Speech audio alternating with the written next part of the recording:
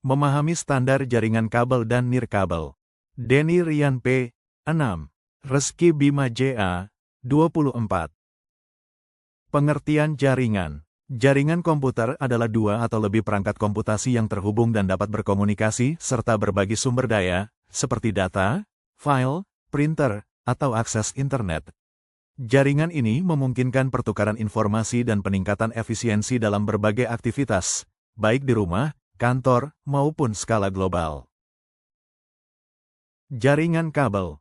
Jaringan kabel adalah sistem komunikasi yang menggunakan kabel fisik untuk menghubungkan perangkat-perangkat seperti komputer, server, dan perangkat jaringan lainnya, sehingga memungkinkan pertukaran data dan informasi. Jaringan ini umumnya menawarkan koneksi yang lebih stabil dan kecepatan transfer data yang lebih tinggi dibandingkan jaringan nirkabel, namun kurang fleksibel karena keterbatasan mobilitas. Keunggulan dan kekurangan jaringan kabel. Keunggulan, kecepatan dan stabilitas. Jaringan kabel umumnya menawarkan kecepatan transfer data yang lebih tinggi dan koneksi yang lebih stabil karena tidak terpengaruh oleh interferensi gelombang radio. Keamanan, data yang ditransmisikan melalui kabel lebih sulit disadap dibandingkan dengan jaringan nirkabel. Kekurangan, mobilitas terbatas, perangkat harus terhubung secara fisik ke kabel, sehingga membatasi pergerakan pengguna. Biaya instalasi awal bisa lebih tinggi karena membutuhkan kabel dan pengaturan infrastruktur. Jenis-jenis jaringan kabel. 1. Kabel koaksikal. Kabel ini terdiri dari dua konduktor, satu di tengah dan yang lainnya melingkar di sekelilingnya. Kabel koaksikal umum digunakan pada jaringan televisi dan juga pernah populer di jaringan komputer. Namun saat ini sudah mulai jarang digunakan karena sulit dipasang dan konektornya sudah jarang ditemukan pada perangkat modern. 2. Kabel twisted pair. Kabel ini terdiri dari beberapa pasang kabel yang saling terpilin. Terdapat dua jenis kabel twisted pair. Unshielded twisted pair, UTP. Kabel UTP adalah jenis kabel yang paling umum digunakan dalam jaringan lokal, LAN, karena harganya yang terjangkau, fleksibel, dan memiliki kinerja yang cukup baik. Shielded twisted pair, STP. Kabel STP memiliki lapisan pelindung tambahan, shield, untuk mengurangi gangguan elektromagnetik, tetapi harganya lebih mahal dan lebih sulit dipasang dibandingkan UTP. 3. Kabel fiber optik. Kabel ini menggunakan serat kaca atau plastik untuk mengirimkan data dalam bentuk cahaya. Kabel fiber optik memiliki kecepatan transfer data yang sangat tinggi dan jangkauan yang lebih jauh dibandingkan kabel tembaga, sehingga sangat cocok untuk jaringan skala besar seperti internet. Standar jaringan nirkabel. Standar jaringan nirkabel adalah aturan atau protokol yang mendefinisikan bagaimana perangkat nirkabel, seperti komputer, ponsel, dan perangkat IoT, berkomunikasi satu sama lain dan terhubung ke jaringan. Standar ini memastikan kompatibilitas dan interoperabilitas antar perangkat dari berbagai produsen, sehingga memungkinkan perangkat tersebut dapat terhubung dan bertukar data secara nirkabel. Penjelasan lebih lanjut. Standar IEEE 802.11. Standar utama untuk jaringan nirkabel, Wi-Fi, adalah IEEE 802.11. Standar ini menetapkan berbagai aspek komunikasi nirkabel, termasuk cara data dikodekan, ditransmisikan, dan bagaimana perangkat berinteraksi. Versi standar, IEEE 802.11 telah berevolusi dari waktu ke waktu, dengan versi terbaru seperti 802.11ax, Wi-Fi 6, menawarkan peningkatan kecepatan, jangkauan, dan kapasitas dibandingkan dengan versi sebelumnya seperti 802.11ac, Wi-Fi 5, dan 802.11n.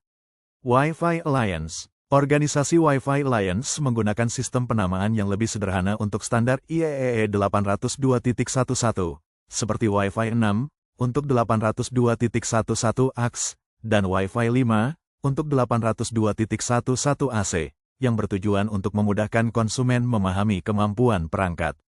Fungsi standar. Standar nirkabel memastikan bahwa perangkat dapat terhubung ke jaringan tanpa kabel, memungkinkan pengguna untuk mengakses internet, berbagi data, dan berkomunikasi dengan perangkat lain dalam jaringan nirkabel. Keamanan. Standar nirkabel juga mencakup protokol keamanan seperti WEP, WPA, WPA2, dan WPA3, yang melindungi data yang ditransmisikan dari akses tidak sah. Jenis jaringan nirkabel. Selain Wi-Fi, WLAN, terdapat juga standar lain untuk jaringan nirkabel seperti WMAN, Wireless Metropolitan Area Network, WWAN, Wireless Wide Area Network, dan WPAN, Wireless Personal Area Network, masing-masing dengan karakteristik dan jangkauan yang berbeda. Keunggulan dan kekurangan jaringan nirkabel. Kelebihan, fleksibilitas dan mobilitas. Perangkat tidak perlu terhubung secara fisik ke router, memungkinkan pengguna untuk bergerak bebas di dalam area jangkauan jaringan. Kemudahan instalasi. Pemasangan jaringan nirkabel lebih mudah dan cepat dibandingkan dengan jaringan kabel, karena tidak memerlukan kabel fisik. Biaya awal yang lebih rendah, untuk beberapa kasus. Meskipun biaya perangkat keras awal mungkin lebih tinggi, biaya pemasangan dan perawatan jangka panjang bisa lebih rendah karena tidak memerlukan banyak kabel. Aksesibilitas. Jaringan nirkabel dapat diakses dari berbagai perangkat, termasuk laptop, ponsel pintar, dan perangkat IoT. Skalabilitas. Jaringan nirkabel dapat dengan mudah diperluas untuk mengakomodasi lebih banyak perangkat dan pengguna. Kemudahan manajemen. Konfigurasi dan pengelolaan jaringan nirkabel relatif mudah, terutama dengan adanya alat manajemen jaringan yang terpusat.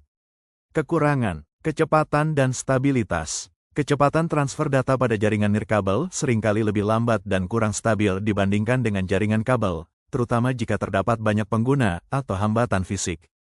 Gangguan sinyal. Sinyal nirkabel dapat terganggu oleh berbagai faktor, seperti perangkat elektronik lain, tembok, atau interferensi gelombang radio lainnya, yang dapat mengurangi jangkauan dan kecepatan jaringan.